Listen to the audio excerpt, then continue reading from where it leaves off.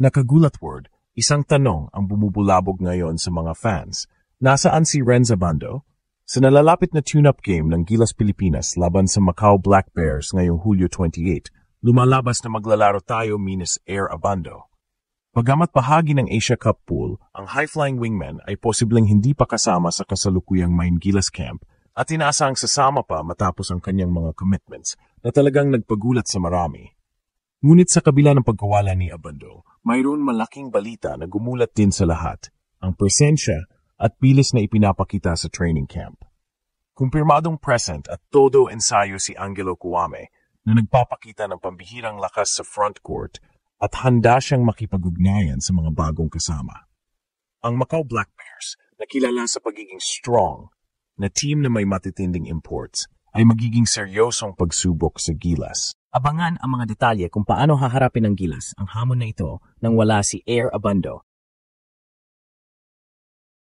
at kung paano makakatulong si Cuame sa laban na ginagampanan nila sa ilalim ng Strong Group Athletics, training na ngayon ay kanilang kakampi sa training. Kagulat World, may isang tanong ang bumubulabog ngayon sa mga fans at talagang gumulat ito sa marami. Nasaan si Renza Bando? Sa nalalapit na tune-up game ng Gilas Pilipinas laban sa Macau Black Bears ngayong Hulyo 28, lumalabas na maglalaro ang ating pambansang koponan minus Air Abando. Ang high-flying wingman, bagamat bahagi ng Asia Cup pool, ay posibleng hindi pa kasama sa kasalukuyang Main Gilas camp at inaasahang sasama pa matapos ang kanyang mga commitment sa William Jones Cup. Matatandaan na nagtapos lang ang Jones Cup noong Hulyo 20 kung saan naging bahagi siya ng Strong Group Athletics na nag-sweep sa torneo. Ang sitwasyong ito ay talagang nagpagulat sa marami dahil malaking puwang ang iiwan ng kanyang aerial game at pambihirang athleticism. Si Renza Bando ay kilala sa kanyang kakayahang mag-spark ng run sa opensa at depensa at ang kanyang energy ay nakakahawa. Kaya naman, ang kanyang posibleng kawalan sa Macau tune-up ay naglalagay ng pressure sa ibang players na puna ng kanyang puwang. Pero, kamundo, hindi naman ibig sabihin nito na humina ang Gilas. Sa kabila ng pagkawala ni Abando, mayroong malaking balita na gumulat din sa lahat, ang presensya at bilis na ipinapakita sa training camp. Kumpirmadong present at todo ensayo si Angelo Cuame na nagpapakita ng pambihirang lakas sa front court at handa siyang makipag-ugnayan sa mga bagong kasama. Ang video ng kanilang training ay nagpapakita ng isang dominante at maliksing Triple Towers frontline na binubuo ni Angelo Cuame, AJ Edu at Junmar Fajardo. Ang kanilang pinagsama-samang lakas ay talagang ginulat ang lahat at nagpapakita ng isang pader sa ilalim na mahirap lusutan. Si Junmar Fajardo, kasama ang kapwa PBA champions na sina CJ Perez at Calvin Oftana, ay nagdaragdag ng hindi matatawarang lakas at karanasan sa pool. Sila ang nagbibigay ng bagong dimension sa Gilas na nagpapakita ng mas mabilis at agil na sistema, lalo na sa depensa. Kahit wala si Air Abando sa laro kontra Macau Black Bears, handa ang Gilas na ipakita ang kanilang bagong lakas at bilis. Kagulat Word, hindi lang basta tune-up game ang aasahan natin sa Gilas Pilipinas laban sa Macau Black Bears ngayong Lunes, Hulyo 28. Ito ay magiging isang seryosong laro at isang mahalagang test para sa ating pambansang koponan, lalo na sa kanilang bagong komposisyon. Ang Macau Black Bears ay hindi dapat maliitin. Ayon mismo kay Coach Tim Cone, sila ay really strong at may good imports matapos nilang talunin ang Chinese national team noong nakaraang taon. Ito ang huling pagkakataon para kay Coach Cone at sa kanyang staff na masuri ang chemistry ng koponan at gumawa ng mga huling adjustments bago ang FIBA Asia Cup 2025. Sa kanilang roster, matatagpuan natin si Quentin Milora Brown, isang Filipino-American big man na dating naging bahagi ng Gilas consideration.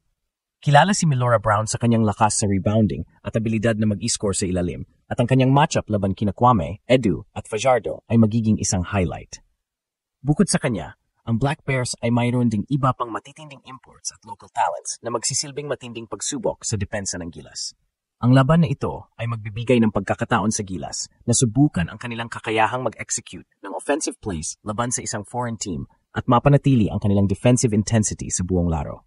Ngayon, Kagulat World, pag-usapan natin ang isang mahalagang detalye hinggil kay Angelo Cuame at ang kanyang koneksyon sa Strong Group Athletics, SGA.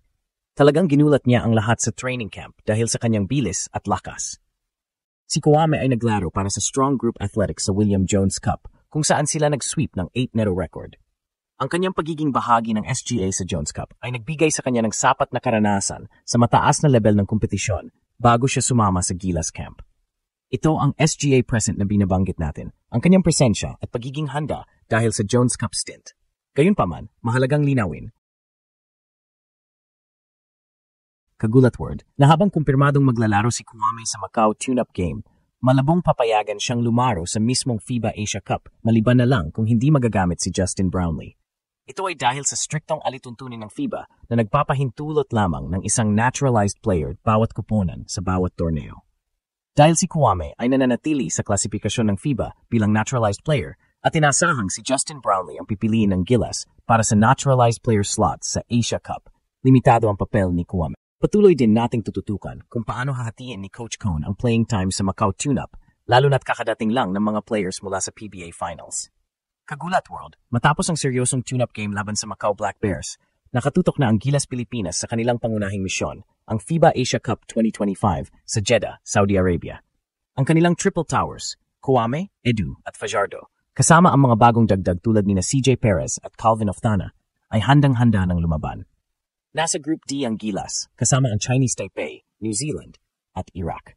Ang kanilang pagganap sa tune-up game ay magiging critical sa paghahanda sa mga kuponang ito. Ang Gilas ngayon ay nagtatayo ng isang kuponan na mas mabilis, mas agile, at mas may kakayahang makipagsabayan sa pisikal na laro ng mga powerhouse sa Asia kahit pa wala si Erabando. At si Kai Soto na patuloy na nagpapagaling.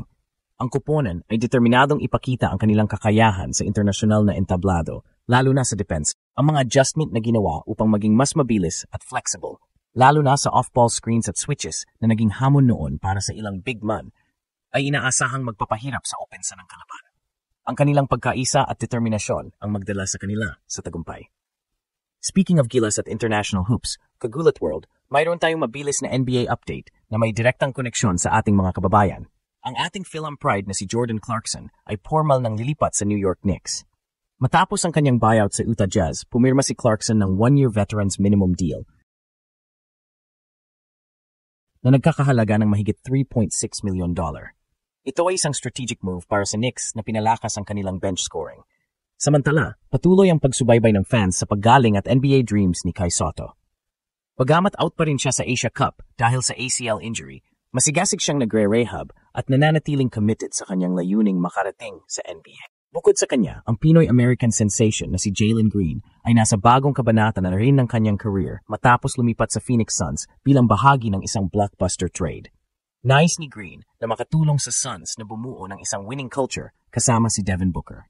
Patuloy din nating tututukan ang mga promising fill-in prospects tulad ni Dylan Harper, number 2 pick ng 2025 NBA Draft sa San Antonio Spurs, at Jared McCain, Philadelphia 76ers, na unti-unting lumalabas ang galing sa pinakamalaking liga sa mundo.